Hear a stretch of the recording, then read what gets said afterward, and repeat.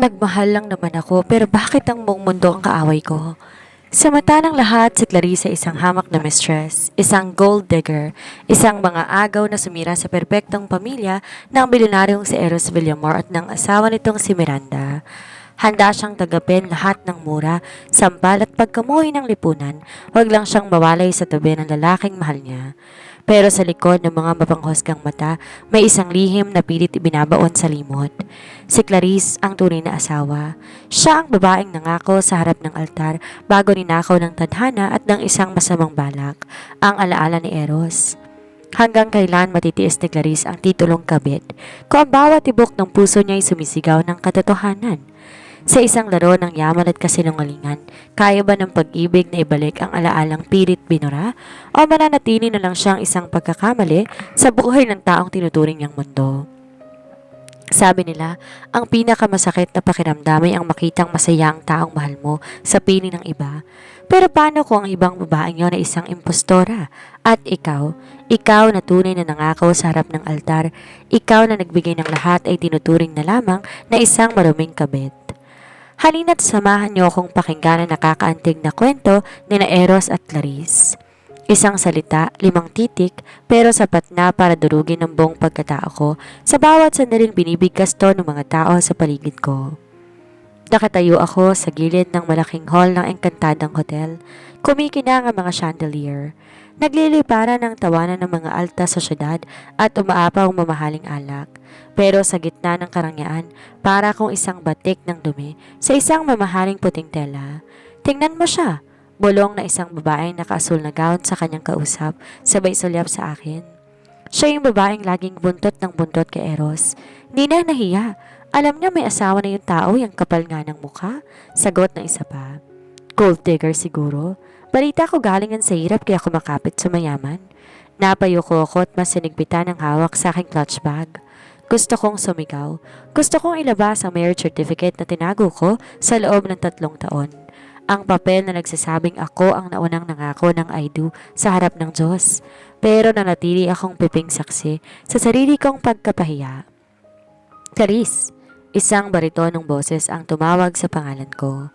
Naramdaman ko ang pamilyar na kuryente sa balat ko nang lumapit siya.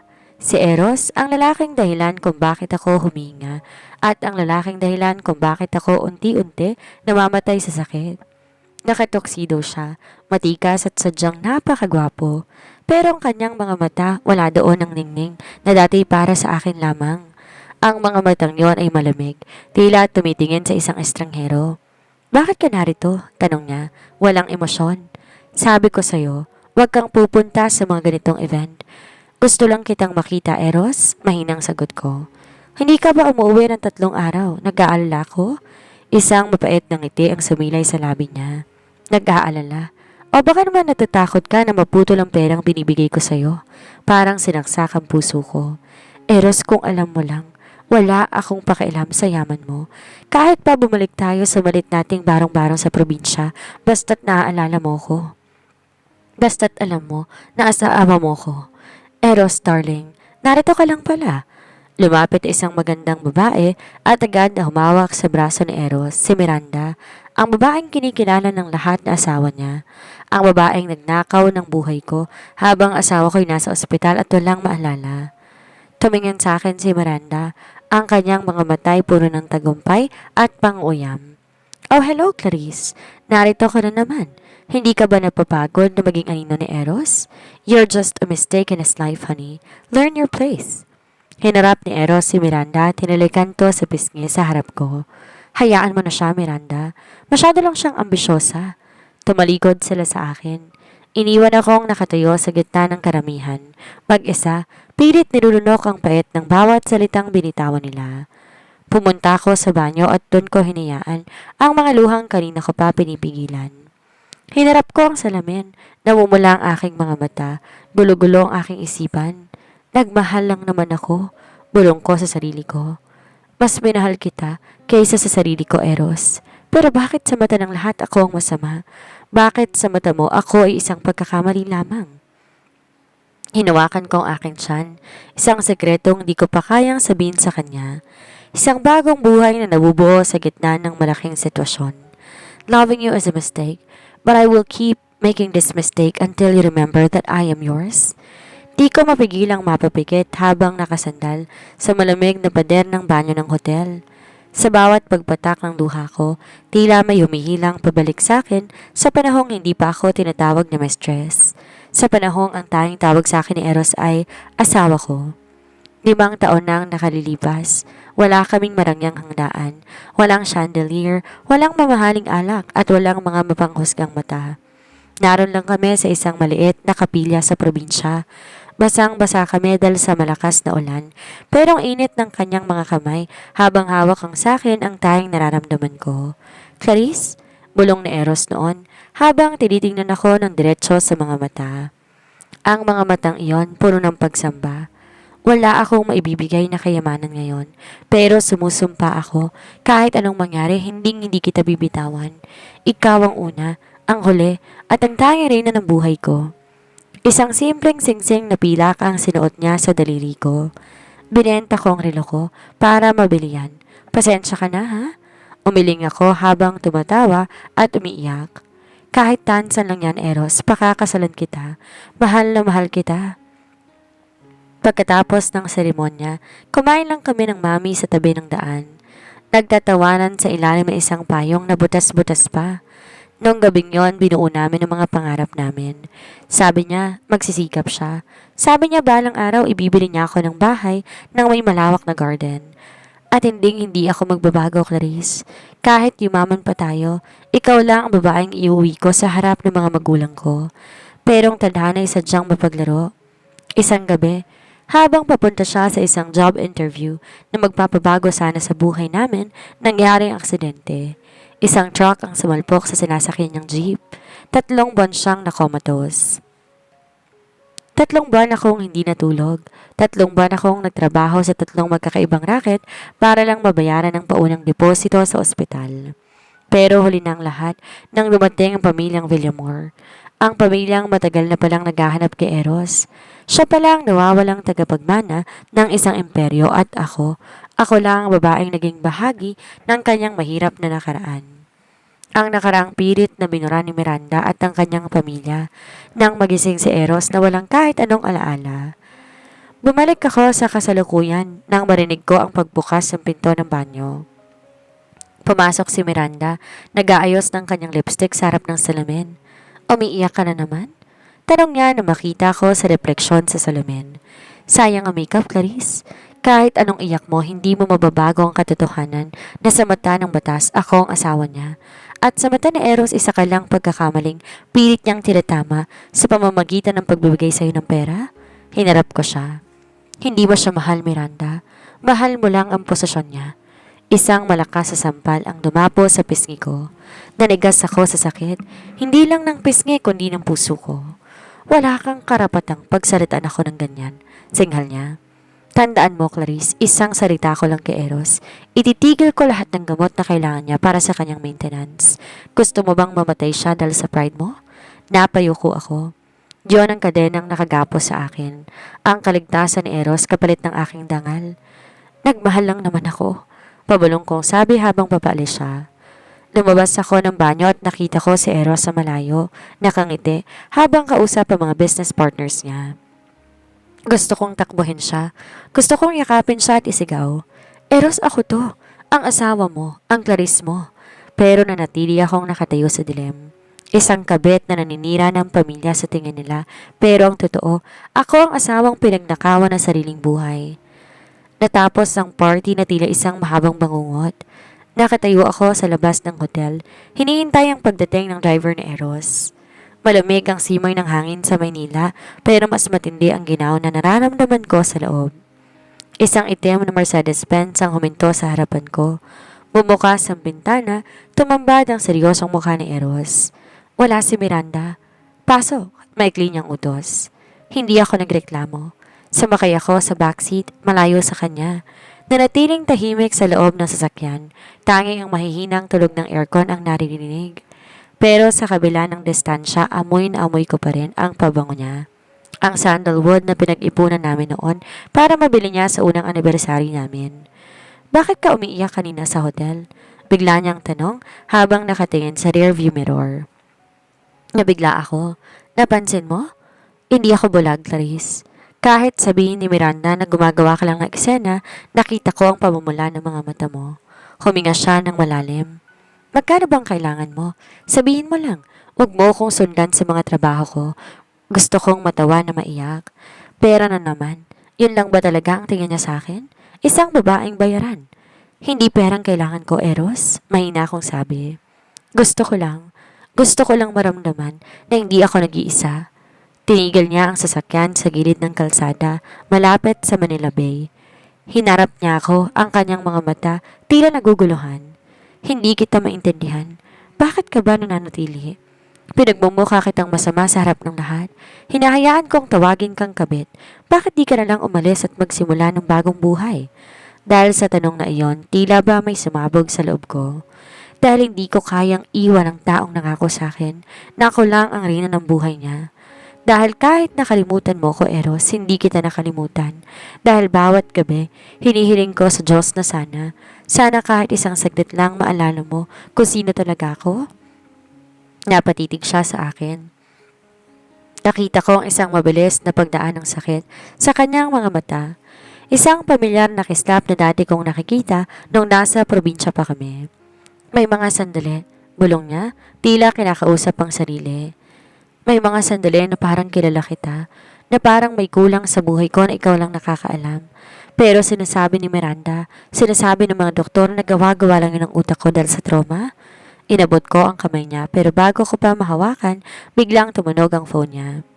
Pangalan ni Miranda ang lumabas sa screen. Agad bumalik ang lamig sa kanyang mukha. Kailangan ko nang umuwi. Hahatulan na kita sa kondo mo.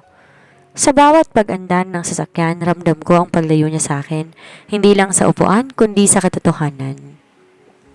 Pagbaba ko sa tapat ng maliit na kondo na binabayaran niya, lumingon ako sa kanya. Eros, tawag ko. Nagbahal lang naman ako eh. Kasalanan ba yon? Hindi siya sumagot. Pinaharurot niya ang sasakyan paalis. Iniwan akong muli sa gitna ng usok at dilim. Pumasok ako sa loob ng kwarto ko at kinuha ang isang lumang kahon sa ilalim ng kama. Doon nakatago ang aming mga litrato, ang kasal namin sa ulan, ang pagkain namin ng mami, ang mga sulat na puno ng pangako. Hindi ako ang totoong mistress, Eros, sabi ko sa kawalan habang yakap ang isang litrato niya.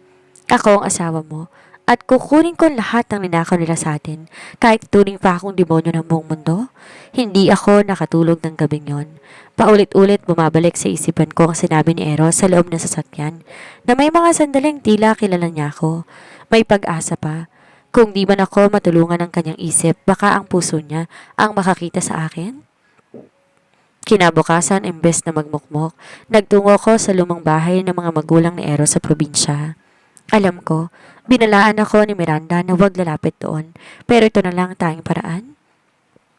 Ayon sa balita, ang dati nilang bahay ay nakapinid sa itinuturing na basura ng mga Villamor dahil sa kahirapang kaakibat nito.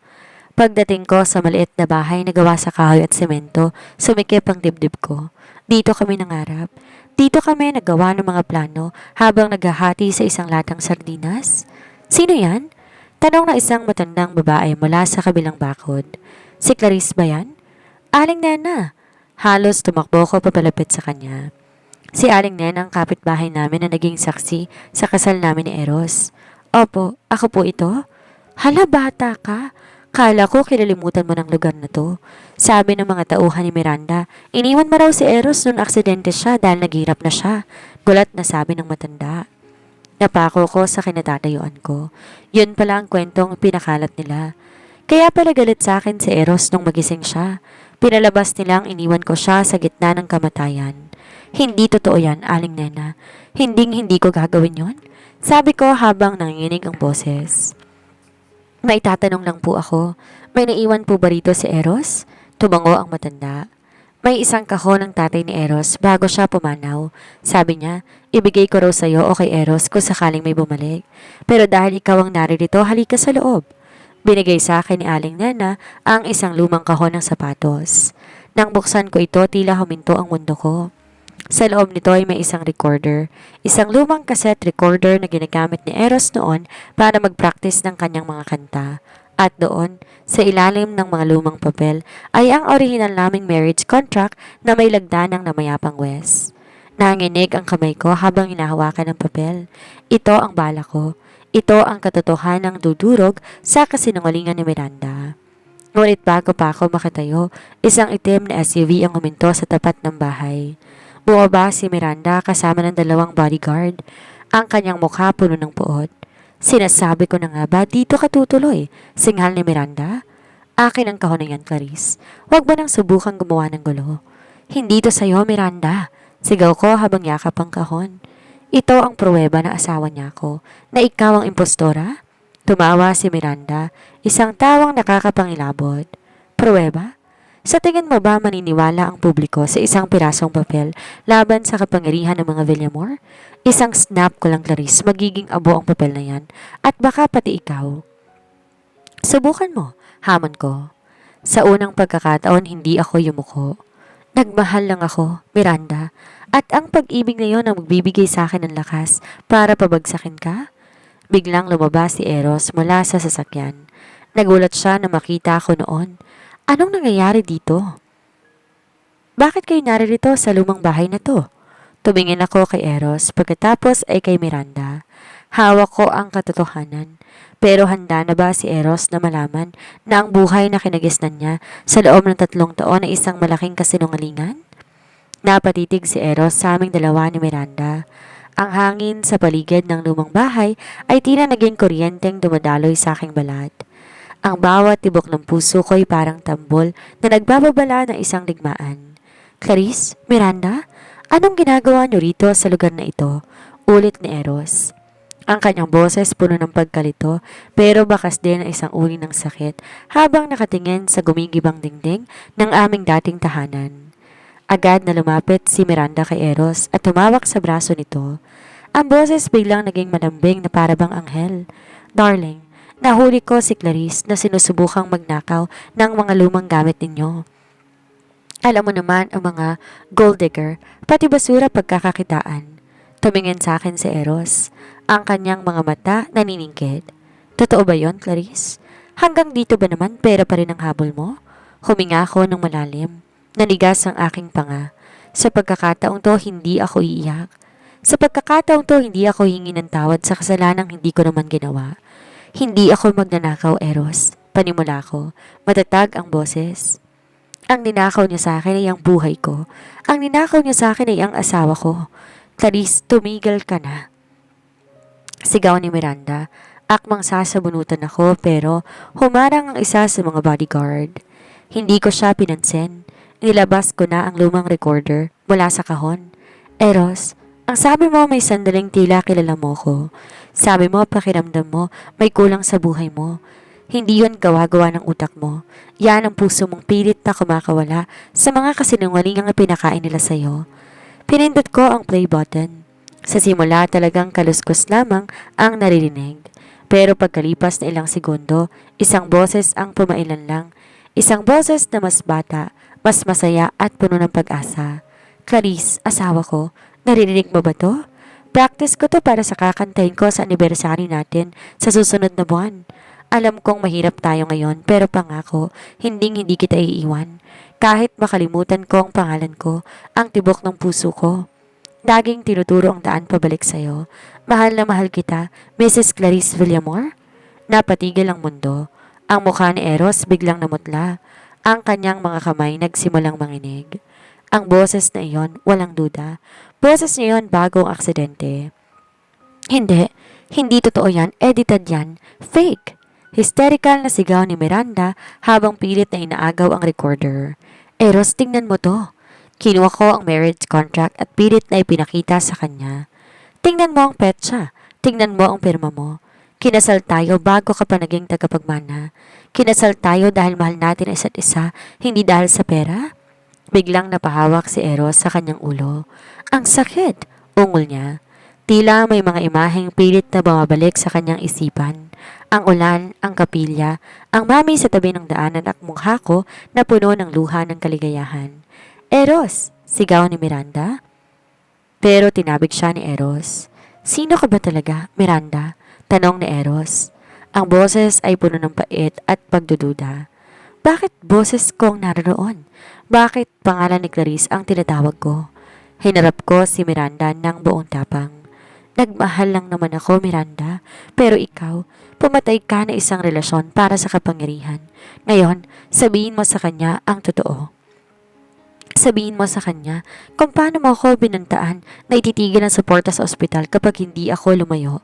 Sa gitna ng kaguluhan, isang sampal ang binalak ni Miranda na ibigay sa akin. Pero sa pagkakataong to, nasa loko ang kamay niya. Tapos na ang panahon ako ang mistress sa kwentong to, Miranda. Bulong ko sa kanya. Sapat na para marinig ni Eros. Dahil ang totoo, ikaw ang kabit na sumingit sa buhay naming dalawa. Nakatitig si Eros sa marriage contract na hawak ko. Ang bawat salita doon ay tila mga latigo na humahagupit sa kanyang pagkatao. Nakita ko ang pagpatak ng luha mula sa kanyang mga mata. Mga luhang hindi para sa kasalukuyan, kundi para sa nakaraang pilit na ibinaon sa limot. Clarice, bulong niya. Ang paraan ng pagbanggit niya sa pangalan ko ay nagbago. Wala nang lamig. Naroon ang pamilyar na haplos ng boses na matagal kong pinagkait sa sarili ko. Eros, darling, huwag kang maniwala sa kanya, sigaw ni Miranda. Hinila niya ang braso ni Eros ng may puwersa. Gawa-gawa lang yun ng mga sindikato. Alam mo kung gaano kagaling ang mga falsifier ngayon. Ngunit tinabig siya ni Eros sa pagkakataong to, mas malakas, mas matatag. Tumahimik ka, Miranda, bulyaw ni Eros. Ang boses sa recorder na yon. Ang nararamdaman ko habang tinitingnan ang papel na to, hindi to kasinungalingan. Nararamdaman ko ang sakit dito. Tinuro niya ang kanyang dibdib. Lumingon si Miranda sa kanyang mga bodyguard. Nakita ko ang isang madilim na tingin na dumaan sa kanyang mga mata. Isang tingin na nagsasabing hindi siya papayag na mawala ang lahat ng pinaghirapan niyang nakawin. Dalhin niya si Eros sa sasakyan. Utos ni Miranda sa kanyang mga tauhan. Ngayon din. Ano? Miranda, anong ibig sabihin nito? Tanong ni Eros habang pilit siyang hinahawakan ng dalawang malalaking lalaki. Para sa ikabubuti mo to, Eros, sabi ni Miranda habang dahan-dahang lumalapit sa akin. Masyadong nalilito dahil sa babaeng to. Kailangan nating bumalik sa Amerika. Doon mas mapoprotektahan kita. Hindi. Eros! Sigaw ko. Sinubukan kong lumapit pero itinulak ako ng isa pang bodyguard. Napaupo ako sa matigas at maalikabok na lupa. Clarice! Hiyaw ni Eros habang pilit siyang sinasakay sa itim na SUV. Clarice, hintayin mo ko. Hahanapin kita. Pinanood ko silang humarurot paalis. Ang alikabok na naiwan ng kanilang sasakyan ay tila simbolo ng muling paglaho ng pag-asa ko. Pero sa pagkakataong to, hindi ako sasuko. Mayroon na akong ebidensya. Meron na akong dahilan para lumaban ng mas matindi. Tumayo ako at pinagbag ang aking damit. Kahit masakit ang aking katawan, mas matindi ang alab sa aking puso. Nagmahal lang naman ako, sabi ko sa aking sarili habang nakatingin sa recorder na nailigtas ko. At dahil sa pagmamahal na yon, hindi ko papayagang itago niyo siya sa akin muli. Agad akong tumawag ng taxi. Hindi ko alam kung saan sila pupunta pero alam ko ang isang lugar na hindi nila maiiwan. Ang mansyon ng mga Villamor. Doon gagawin ni Miranda ang kanyang huling hakbang. At doon ko rin gagawin ang aking huling alas. Habang nasa loob ng taxi, nawakan ko ang aking tiyan.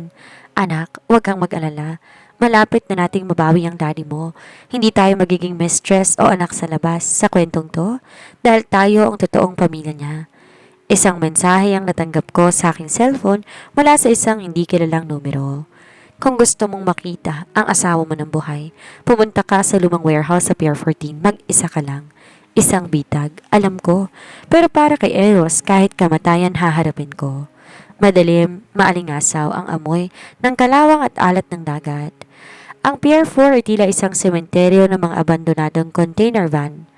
Habang naglalakad ako papasok sa lumang warehouse, bawat tunog ng sapatos ko sa semento ay nagbibigay ng kakaibang kaba. Alam kong bitag ito.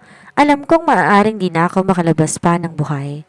Pero ang isiping ilalayo nila si Eros na muli siyang ikukulong sa isang buhay na puno ng kasinungalingan ay mas masakit pa kaysa kamatayan. Narito na ako, sigaw ko. Ang boses ko ay umaalingaw-ngaw sa malawak na silid. Miranda, ilabas mo si Eros? Isang malakas na ilaw ang biglang bumukas mula sa itaas. Dahilan para mapapikit ako. Nang dahan-dahan kong imulat ang aking mga mata, nakita ko si Eros. Nakatali siya sa isang silya sa gitna ng warehouse. May busal ang kanyang bibig at may bakas ng dugo sa gilid ng kanyang labi. Eros! Akma akong tatakbo patungo sa kanya pero isang baril ang tumutok sa aking sentido. Huwag kang gagalaw, Clarice.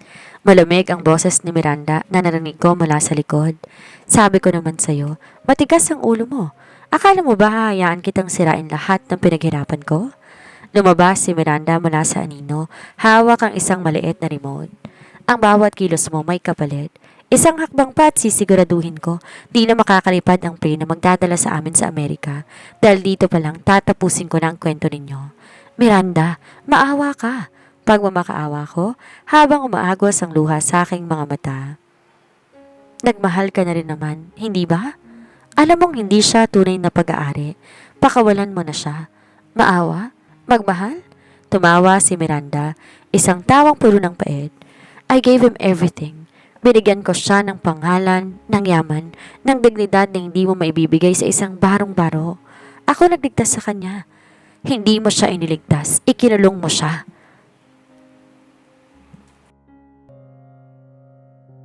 Sigaw ko. Tumingin ako kay Eros, ang kanyang mga mata ay nagsusumamo. Nakita ko ang pagpupumiglas niya. Sa sandaling yon, tila may kung anong puwersang nagmula sa loob niya. Ang kanyang mga alaala ay tila mga tipak ng yelo na mabilis na nagtutunawan. Clarice, ungol niya sa likod ng busal. Tingnan mo, turo ko kay Miranda. Kahit anong gawin mo, ako pa rin ang hinahanap niya dahil ako ang asawa niya. Ako ang ina ng anak niya. Natigilan si Miranda. Ang hawak niyang baril bahagyang nanginig. Ano? Anak? Oo, Miranda. Buntis ako. At hindi ko hahayaan na lumaki ang anak ko nang tingin sa sarili niya isang pagkakamali lang dahil sa kasakiman mo. Dahil sa gulat ni Miranda, nagkaroon ng pagkakataon sa Eros. Gamit ang kanyang buong lakas, na itumba niya ang silyang kinaupuan niya. Dahilan para magkaroon ng malakas na ingay at magawang atensyon ng mga bodyguard. Ngayon na! Sigaw na isang boses mula sa labas. Biglang pumasok ang mga tauhan ng pulisya kasama si Aling Nena at ng ilang mga dating kaibigan namin sa probinsya na tinawagan ko bago ko pumunta rito. Di ako nagpunta na mag-isa. Ginamit ko ang aking huling alas, ang paghingi ng tulong sa mga taong nakakaalam ng katotohanan. Ibagsak ang sandata, sigaw ng mga pulis, gulo, putukan, sigawan, pero ang tanging nakikita ko lamang ay si Eros. Tumakbo ako patungo sa kanya, binabaliwala ang panganib. Nanginginig ang mga kamay habang tinatanggal ko ang busal ng mga tali niya. Eros, ayos ka lang ba? Hagulhol ko habang yakap siya na mahigpit. Huminga siya ng malalim, pilit na ibinabalik ang huwisyo. Hinawakan niya ang mukha ko gamit ang kanyang sugatang kamay. At sa pagkakataong ito, hindi siya nag-alinlangan. Clarice, asawa ko, naaalala ko na ang lahat. Bulong niya sa gitna ng kanyang pag-iyak. Patawarin mo na ako. Patawarin mo ako kung pinatagal ko pa ang paghihirap mo. Sa loob ng presinto, ang ingay ng mga typewriter at usapan ng mga pulis ay tila isang malabong tunog sa aking pandinig. Ang tanging malinaw sa akin ay ang init ng kamay ni Eros na mahigpit na nakahawak sa akin. Di niya binitawan ang kamay ko simula nang mailigtas kami sa Pier 4. Mr. Villamor, kailangan po naming makuha ang buong salaysay ninyo, sabi ng isang investigador.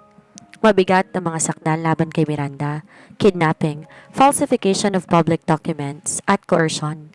Tumingin si Eros sa akin bago sumagot. Ang kanyang mga matay puno ng pagsisisi. Gagawin ko ang lahat, officer. Gusto kong mabulok sa kulungan lahat ng taong nagkunwaring pamilya ko habang pinahihirapan ng totoong asawa ko.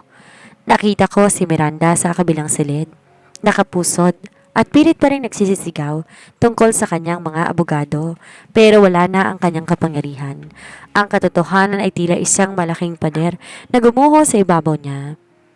Nang matapos ang initial statement, lumabas kami ni Eros sa presinto. Sinalubong kami ng kislap ng mga kamera. Ang mga reporter na dati tinatawag akong mistress, naroon na ngayon. Uhaw sa kwento ng totoong asawa. Mrs. Villamor, paano yun natagalan ng 3 taon na pagtatago? Sir Eros, totoo bang wala kayong maalala tungkol sa kasal ninyo? Hinarap ni Eros ang mga media. Inakbayan niya ako sa harap ng lahat. Ang babaeng ito, simula niya, ang boses matatag at puno ng pagmamalaki, ay hindi kailanman naging mistress. Siya ang legal kong asawa. Siya ang babaeng nanatili sa loob ko nung wala pa akong kahit ano. At siya ang babaeng muli kong pakakasalan sa harap ninyong lahat upang itama ang maling bansag na ibinigay ninyo sa kanya. Narahimik ang lahat. Sa sandaling yon, naramdaman ko ang pag-angat ng aking dangal mula sa putikan. Dinala ko ni Eros sa isang pribadong hardin, malayo sa gulo. Doon sa ilalim ng liwanag ng buwan, lumuhod siya sa harapan ko. Clarice, patawarin mo na ako. Hikbi niya habang nakasubsob ang mukha sa aking mga palad. Sa loob ng 3 taon naniwala ako sa mga kasinungalingan nila. Hinayaan akong saktan kanila. Hinayaan akong tawagin kang gold digger habang nag-iisang ginto sa buhay ko. Umiling ako at pilit siyang pinatayo. Eros, hindi mo kasalanan na kinalimutan ka ng isip ko. Ang mahalaga, hindi ka kinalimutan ng puso mo. At eto tayo ngayon, magkasama. Nilagay ko ang kanyang kamay sa aking tiyan. At hindi lang tayo dalawa, Eros. May maliit na Villamor na naghihintay sa atin. Nanlaki ang kanyang mga mata. Isang malawak at tapat ng ngiti ang sumilay sa kanyang labi. Ang ngiting matagal ko nang hindi nakita. Magiging tatay na ako? Bubuo tayo ng pamilya. Ang totoong pamilya natin? Oo, Eros. Wala nang Miranda. Wala nang tago. Wala nang mistress. Niyakap niya ako na napakahigpit. Sa gitna ng katahimikan ng gabi, naramdaman ko ang kapayapaan. Pero alam ko ang pagbawi sa aming buhay ay simula pa lamang. Ang yaman ng mga Villamor ay kailangan na linisin at ang mga tao na kumampi kay Miranda ay kailangan harapin. Ang matayog na gusali ng Villamor Group of Companies ay tila isang malaking kastilyo na kailangan na pasukin. Nakasuot ako ng isang simpleng asul na dress habang si Eros ay nasa kanyang matikas na suit. Hawak kamay kaming naglakad papasok sa lobby. Ramdam ko ang mga mata ng mga empleyado. Ang mga bulong-bulungan ay hindi na tungkol sa pagiging mistress ko, kundi sa gulat at kaba. Alam nila na ang pagbabalik ni Eros ay nangangahulugan ng pagtatapos ng rehimen ni Miranda. Handa ka na ba? Bulong ni Eros sa akin habang nasa loob kami ng elevator patungo sa boardroom. Tumango ako. Hanggat kasama kita, Eros, handa ako. Pagbukas ng pinto ng boardroom, tumambad sa amin ang board of directors. Naroon din ang ama ni Miranda, si Don Manuel, na siyang pansamantalang namumuno sa kumpanya habang nakakulong kanyang anak. Anong ibig sabihin nito, Eros? Bulyaw ni Don Manuel? Wala kang karapatang pumasok dito ng basta-basta. Ang anak ko ang legal na kinikilalang asawa mo sa mga dokumento ng kumpanya. Dahan-dahang lumapit si Eros sa gitna ng mesa. Nilapag niya isang makapal na folder. Ang anak mo ay nasa kulungan dahil sa kidnapping at falsification, Don Manuel. At ang mga dokumentong sinasabi mo, lahat yan bunga ng pandaraya ninyo nung panahong wala akong malay? Ito. Tinaas ni Eros ang aming marriage certificate at ang resulta ng DNA test na nagpapatunay na siyang nawawalang anak ng orihinal na may-ari ng Villamor Group. Ito na ang katotohanan at ito, sulyap niya sa akin. Ang asawa ko, si Clarice Villamor, siya magiging vice-presidente ng kumpanyang ito. Nagkaroon ng bulong-bulungan sa mga directors. May mga natatakot, may mga humahanga. Hindi kami papayag, sigaw ni Don Manuel. Isang hamak na probinsyana lang yan. Anong alam niya sa pagpapatakbo ng negosyo? Huminga ako ng malalim at tumayo ng tuwid. Maaaring galing ako sa hirap, Don Manuel. Pero ang hirap na iyon ang nagturo sa akin kung paanong maging matatag at tapat. Ang kumpanyang ito ay binuo ng pagpapakasakit, hindi sa pagnanakaw ng buhay ng ibang tao. At kung kailangan kong pag-aralan ang bawat numero sa kumpanyang to para maprotektahan ang pamana ng asawa ko at ng magiging anak ko, gagawin ko. Napatahimik ang boardroom. Nakita ko ang paghanga sa mata ni Eros. Mula sa araw na to, deklara ni Eros. Lahat ng tauhang naging kasabat ni Miranda, tatanggalin sa pwesto. Magsisimula tayo ng bago. Magsisimula tayo ng may katotohanan. Pagkatapos ng meeting, habang naglalakad kami pabalik sa sasakyan, tila ako nabunutan ng tinik. Ang bawat takbang ay hindi na mabigat. Proud ako sa'yo, asawa ko, sabi ni Eros habang pinagbubuksan ako ng pinto. Di ko kalaing ganun kakatapang humarap sa kanila. Natuto ko sa'yo, Eros. Sagot ko habang hinahaplos ang aking tiyan. Para sa pamilya natin, magiging leon ako kung kailangan. Ngunit sa gitna ng aming tagumpay, isang tawag ang natanggap ni Eros mula sa ospital. Ang balita ay tungkol sa kanilang kalusugan, ang epekto ng mga gamot na ipininom sa kanya ni Miranda sa loob ng 3 taon upang manatili siyang sunod-sunuran. Isang bagong pagsubok ang darating at sa pagkakataong to, hindi ito tungkol sa pera o sa posisyon, hindi sa mismong buhay ni Eros. Napahawak ako sa braso ni Eros ng mahigpit habang naglalakad kami sa pasilyo ng ospital. Ang kaninang kaba sa boredom ay napalitan na isang uri ng takot na hindi ko maipaliwanag. Hindi ito takot sa tao, ito ay takot sa bukas. Mr. Villamor, Mrs. Villamor, maupo kayo? Bungad ng doktor. Ang kanyang mukha ay seryoso habang tinitingnan ang mga laboratory results. Doc, ano pong problema? Tanong ko. Dahil ba ito sa aksidente niya noon? Huminga ng malalim ang doktor. Hindi lang dahil sa aksidente, Clarice. Nakakita kami ng mga traces ng synthetic sedatives at memory blockers sa dugo ni Eros. Ang mga gamot na binibigay sa kanya sa loob ng 3 taon, hindi para sa kanyang paggaling. Ito'y para panatilihin siyang laging lito at madaling pasunurin. Nanigas ako sa aking kinaupuan. Tumingin ako kay Eros na nanatiling tahimik. Pero nakita ko ang pagkuyom ng kanyang mga palad. Ang masama rito, pagpapatuloy ng doktor. Ang sobrang dosage na magamot na ito ay nagdulot ng neurological strain. Maaring magkaroon ng sandaling mawawala ang kanyang focus o mas malala bumalik ang amnesia kung di natin sisimulan ang detoxification process agad. Naramdaman ko ang pangangatog ng aking tuhod. May lunas ba, Doc? Meron, pero kailangan ng matinding pahinga at pag-iwas sa stress. Ang problema, ang detoxification ay maaaring magdulot ng matinding sakit sa katawan at emosyonal na pagbabago. Paglabas namin ng clinic, hindi ko na napigilan pa ang aking sarili. Niyakap ko si Eros na napakahigpit sa gitna ng hallway. Eros, tama na. Iwanan na natin ang kumpanya. Bumalik na lamang tayo sa probinsya. Ayokong mawala ka muli sa akin. Hinarap ako ni Eros. Hinawakan niya ang aking mukha at pinunasan ang aking mga luha. Clarice, hindi ako papayag na matapos ang kwento natin dito. Pagkatapos ng lahat ng sakripisyo mo, nung tinawag kang mistress, nung tinawag kang gold digger, ngayong hawak na natin ang katotohanan, hindi ako susuko. Pero ang kalusugan mo, lalaban ako, Clarice, para sa'yo, para sa anak natin. Isang pilit ng ngiti ang ibinigay niya sa akin. Hindi ba't sabi mo, loving me is a mistake? Hayaan mong patunayan ko sa buong mundo na ang mahalin ka ang pinakatamang desisyon na ginawa ko kahit pa sa gitna ng sakit.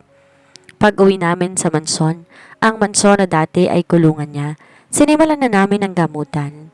Ang unang gabi ay tila ba impyerno. Nakita ko si Eros na mimilipit sa sakit dahil sa withdrawal ng mga lason sa kanyang katawan.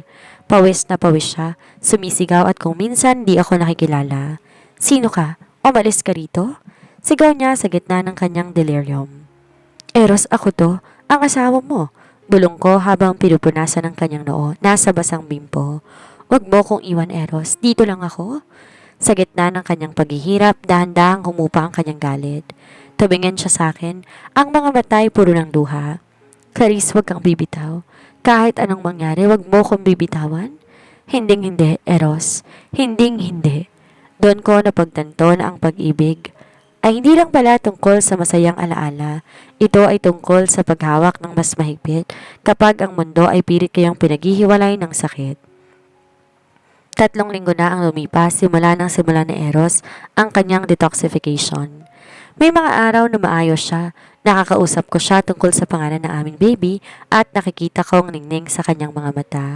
Pero may mga gabi pa rin na binabangungot siya, tinatawag ang pangalan ko sa gitna ng takot. Habang nagluluto ako ng paborito niyang nilaga, biglang tumunog ang telepono sa sala. Si Attorney Valdez, ang aming legal counsel. Clarice, kailangan ninyong mag-ingat. Bungad ng abogado. Ang boses niya ay puno ng pagkabahala. Nakakuha ng medical bail si Miranda. Ginamit nila ang impluensya ni Don Manuel para palabasing may malubhang sakit sa puso si Miranda at kailangan ilipat sa isang pribadong ospital. Nabitawan ko ang sandok. Ano?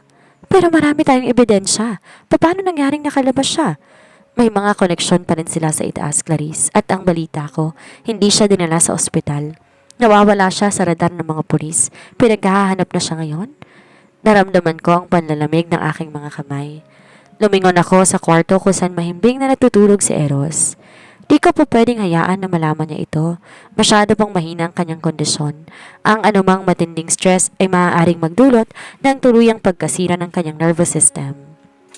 Ngunit huli na ang lahat. Paglingon ko, nakatayo na si Eros sa pinto ng kusina. Maputla, pero gising na gising. Nakalabas siya, di ba? Mahina niyang tanong. Eros, bumalik ka sa higaan. Ako nang bahala dito. Pilit kong pagpapakalma sa kanya. Lumapit siya sa akin. Hinawakan ang aking mga balikat. Clarice, hindi mo kailangan pasanin ang lahat. Alam ko ang laro ni Miranda. Hindi siya titigil hanggat hindi niya tayo nakikitang wasak. Pero ang sabi ng doktor, kailangan ko ng inspirasyon para gumaling. At ang inspirasyong yon ay ang protektahan kayo ng anak ko. Putol niya sa akin. May kung anong apoy na muling nagliyab sa kanyang mga mata. Isang sobrang biglang may nagslide sa ilalim ng aming main door. Mabilis tong kinuha ni Eros. Sa loob nito ay may isang litrato. Litrato naming dalawa na magkayakap sa hardin kagabi. May pulang X sa mukha ko at sa likod may nakasulat. Kung hindi ka magiging akin, Eros, mas mabuting wala na lang makakuha sa'yo. See you soon, mistress. Naramdaman ko ang pakinginig ng aking buong katawan. Hindi pa tapos ang bangungot. Akala ko tapos na ang yugto ng pagiging mistress ko. Pero sa isip ni Miranda, ako pa rin ang kaaway na dapat burahin. Clarice, makinig ka, sabi ni Eros habang tinititigan ako ng diretsyo.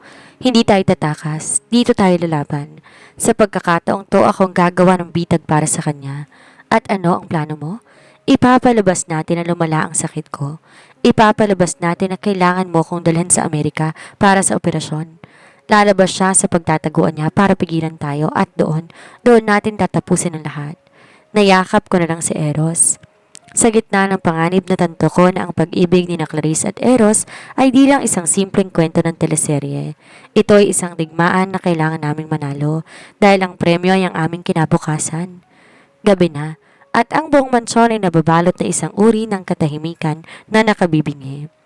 Habang abala ko sa pag-ayos ng aming mga gamit para sa peking pag-alis namin bukas, napansin kong bukas ang ilaw sa opisina ni Eros.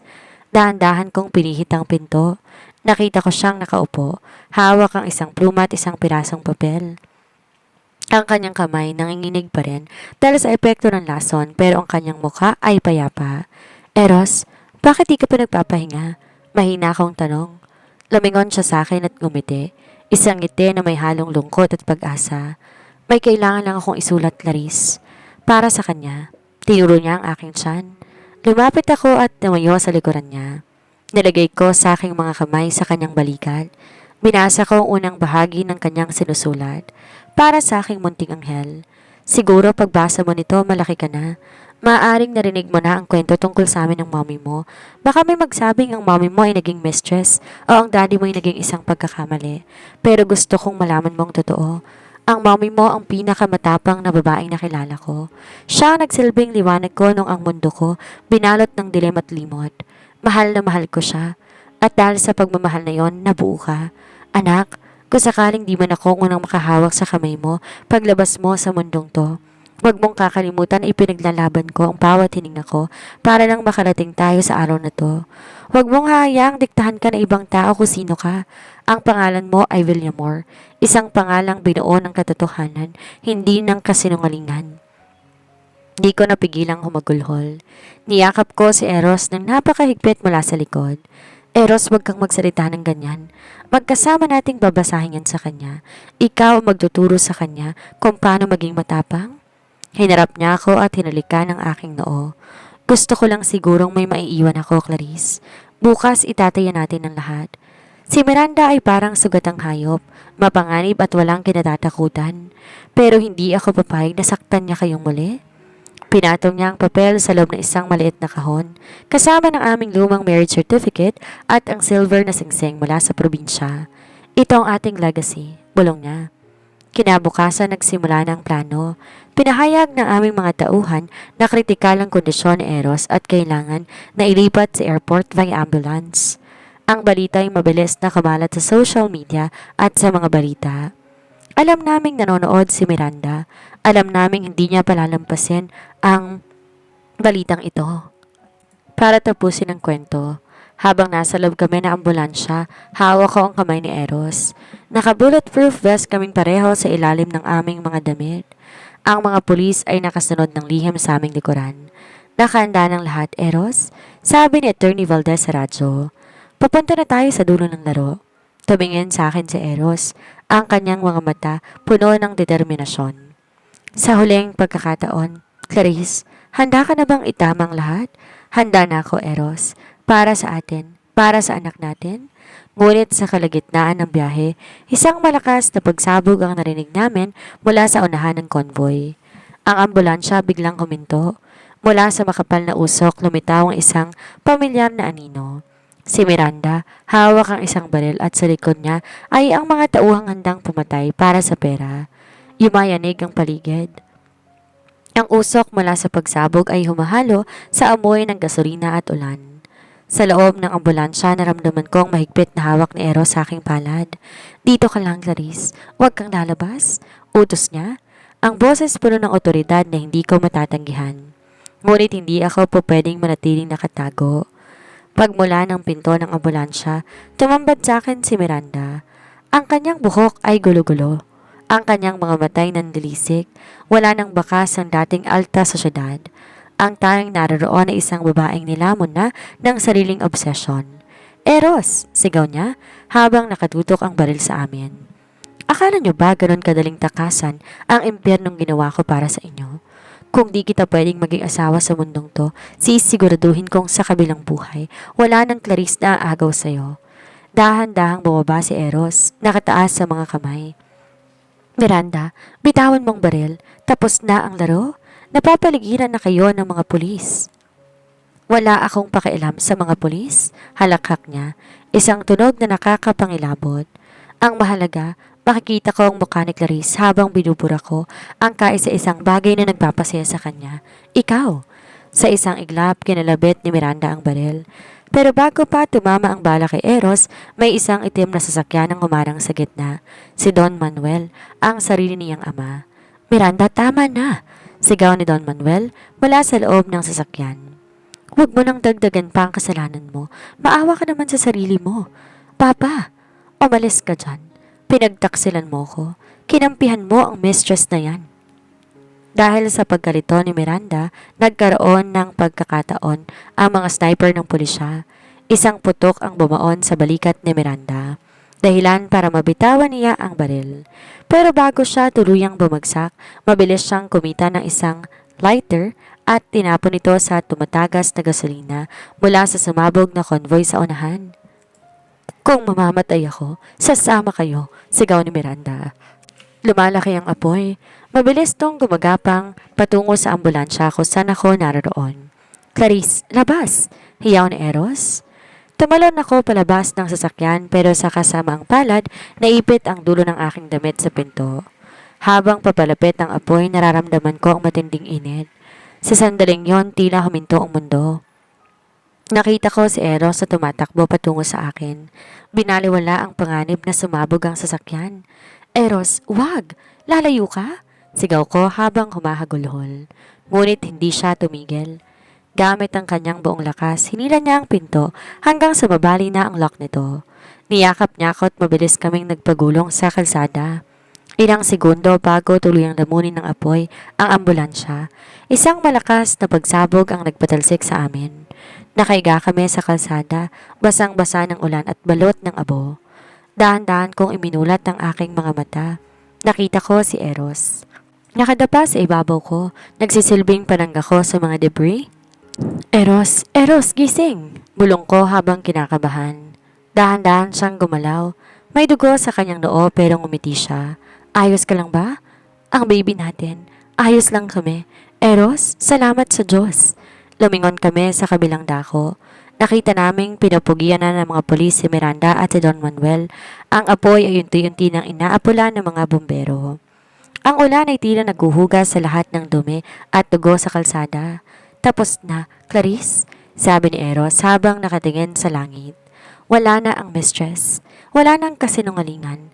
Mula ngayon, ang tanging itatawag ko sa iyo ng mundo ay ang pangalang binigay ko sa iyo sa harap ng altar. Asawa ko? Niyakap ko siya ng mahigpit. Sa gitna ng kalsada, ang dating mistake ay naging isang kwento ng tagumpay.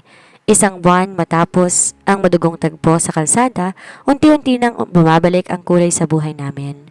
Maayos na ang kalusugan ni Eros at ang Villamor Group, unti-unti nang bumabangon sa ilalim ng kanyang pamumuno. Pero bago ang lahat, humiling ako sa kanya ng isang bagay. Kailangan kong makita si Miranda. Nakatayo ako sa harap ng makapal na salamin sa loob ng correctional facility. Nang lumabas si Miranda, hindi ko siya halos nakilala. Wala nang mamahaling alahas, ang maayos na buhok at ang mapagmataas na tingin. Nakasuot na siya ng kulay kahel ang uniforme at ang mga mata tila may hungkag na balon. Narito ka ba para pagtawanan ako? Bungad niya. Isang boses na paos at puro ng pait. Narito ka ba para ipamukha sa akin na ikaw ang nanalo? Ang hamak na mistress na naging reyna. Umiling ako ng dahan-dahan. Pinatong ko ang aking kamay sa tiyan na ngayon kapansin-pansin na ang laki. Narito ako para sabihing pinapatawad na kita. Miranda, mahina akong sabi. Natigilan siya. Isang mapait na tawa ang kumawala sa kanyang mga labi. Patawad? Pagkatapos ng lahat ng ginawa ko sa inyo, pagkatapos kong burahin ang alaala ng asawa mo at ituring kang basura sa loob ng 3 taon? Oo, sagot ko ng may paninindigan. Pinapatawad na kita dahil ayokong lumaki ang anak ko na may bitbit na galit mula sa nakaraan. Pinapatawad kita dahil hindi karapat-dapat ka, kung dahil karapat-dapat ako sa kapayapaan. Ang galit ay para lang sa mga taong walang pag-asa, Miranda, at ako, punong-puno ako ng pag-asa ngayon. Napakapit si Miranda sa lamesa, ang kanyang mga kamay nanginginig. Minahal ko rin siya, Clarice, sa parang alam ko. Inalagaan ko siya. Hindi pag-ibig ang tawag sa pagkulong sa isang tao sa kasinungalingan, pagtatama ko. Ang pag-ibig mapagpalaya, ang pag-ibig marunong magsakripisyo. Yon ang pagkakaiba nating dalawa. Handa akong maging kabit sa mata ng mundo basta't buhay siya.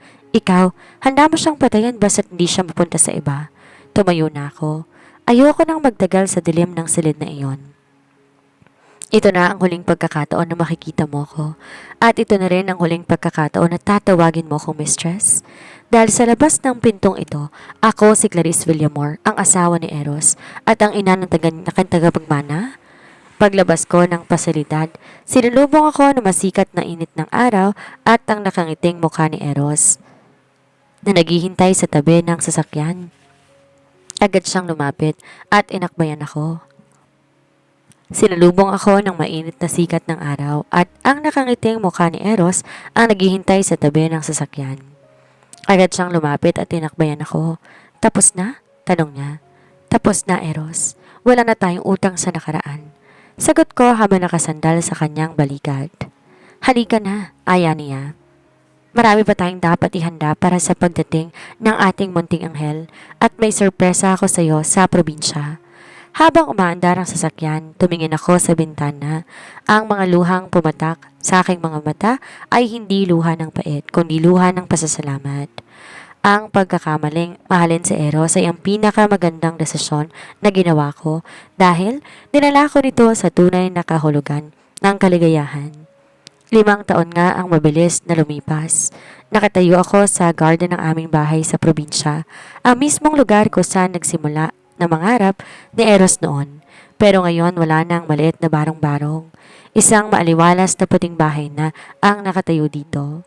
Napapaligiran ng mga paborito kong bulaklak at malalaking puno na nagsisilbing silong sa aming tawanan. Mommy! Mommy, look at the butterfly! Isang munting tinig ang bumutol sa aking pagmumuni-muni. Ang 5 taong gulang na si Alex, ang buhay na imahe ng kanyang ama, tumatakbo patungo sa akin habang may hawak na maliit na lambat. Dahan-dahan, Alex, baka madapa ka, paalala ko habang nakangiti. Hayaan mo siya, Clarice. Kailangan na isang Villamor na matutong tumakbo ng mabilis, biro ni Eros habang papalapit sa amin.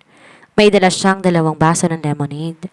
Yumakap si Eros sa akin mula sa likuran at hinalikan ng aking pisngi.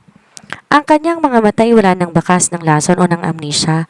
Ang tanging naroon ay ang pag-ibig na dati pinagkait sa amin ng tadhana. Happy anniversary, asawa ko, bulong niya. Happy anniversary, sagot ko. Sinong mag-aakala na pagkatapos ng lahat ng bagyong pinagdaanan natin, dito rin tayo babalik sa tahimik nating paraiso. Dahil kahit saan tayo dalhin ng mundo, ikaw ang aking tahanan, Clarice. Sabi niya na may seryosong tono. Sabi mo noon, loving me is a mistake. Pero tingnan mo tayo ngayon. Kung ang pagkakamaling yon ang nagdala sa akin sa piling mo, handa akong magkamali ng paulit-ulit sa bawat buhay na kakaharapin ko. Umupo kami sa damuhan habang pinapanood si Apollo na naglalaro. Naalala ko lahat ng hirap ng pagiging mistress sa mata ng iba.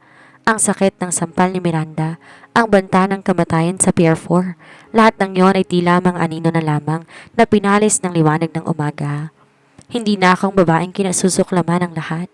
Hindi na akong kabit na nanira ng pamilya. Ako na ang babaeng nagpapatunay na ang katotohanan, gaano mo man ito itago, ay laging ihanap ng paraan upang lumabas.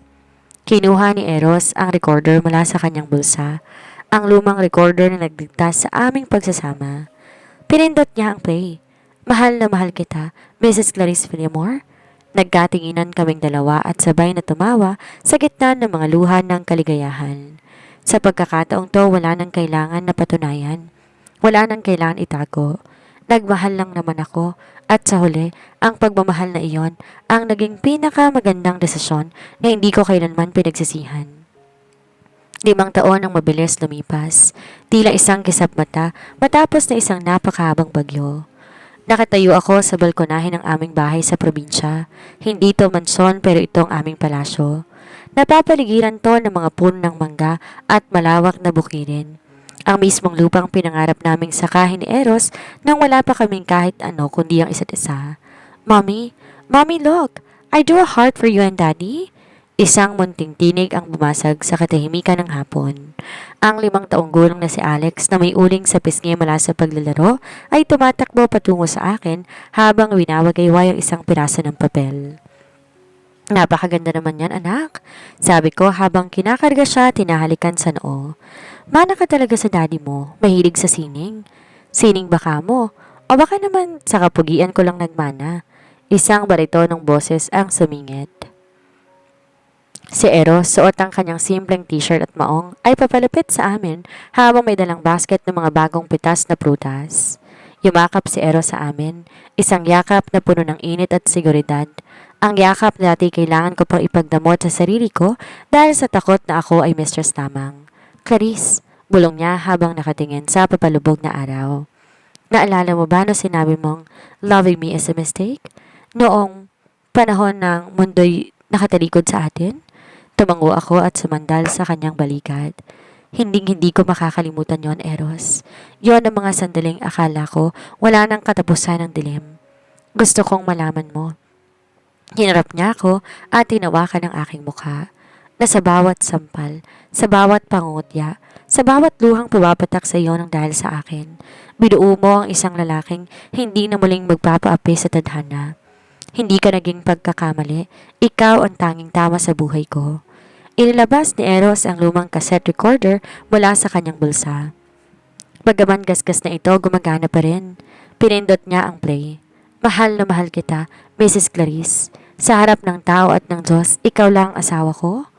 Napangiti ako sa gitna ng aking mga luha. Ang bansag na mistress, gold digger at manggagamit ay tuluyan ng nilamon ng limot. Ang natira na lamang ay ang katotohanan na mas matamis kesa anumang yaman sa mundo. Hindi na ako ang kabit na kinasusuklaman ng lahat. Ako si Clarice, ang babaeng nagmahal ng sobra, nagsakripisyo ng wakas at sa wakas, nakamit ang tahanang matagal na pinagkait sa kanya. Habang pinapanood namin ang pagsikat ng mga bituin, alam ko na ang kwento namin ay hindi nagtatapos dito. Ito ay simula pa lamang ng isang buhay na wala ng tago, wala ng pait, at wala ng pagkakamali. Dahil ang tunay na pag-ibig, gaano man to subukin ng kasinungalingan, ay laging hahanap ng daan pabalik sa katotohanan. 5 buwan matapos ang huling paghaharap kay Miranda, ang mansyon ng mga Villamor ay hindi na amoy gamot at takot. Ngayon, amoy sariwang bulaklak na ito at puno ng tawanan. Kahit legal na kaming mag-asawa, may isang bagay na laging binabanggit si Eros sa akin gabi-gabi. Gusto kitang pakasalan muli, Clarice. Sa paraang hindi tayo nagtatago. Sa paraang ang buong mundo ang saksi sa pagbawi ko sa'yo. Ngayong gabi, ang munting pangarap na iyo'y magkakatotoo. Nakatayo ako sa harap ng salamin, suot ay isang simpleng puting lace gown. Hindi to kasing garbo ng mga isinusuot ni Miranda noon, pero para sa akin, ito ang pinakamahalagang damit na maisusuot ko. Ang aking tiyan ay malaki na, at sa bawat sipa ng aming anak sa loob, tila sinasabi niya sa akin na handa na rin siyang saksihan ang tagumpay ng kanyang mga magulang. Ready ka na ba, asawa ko?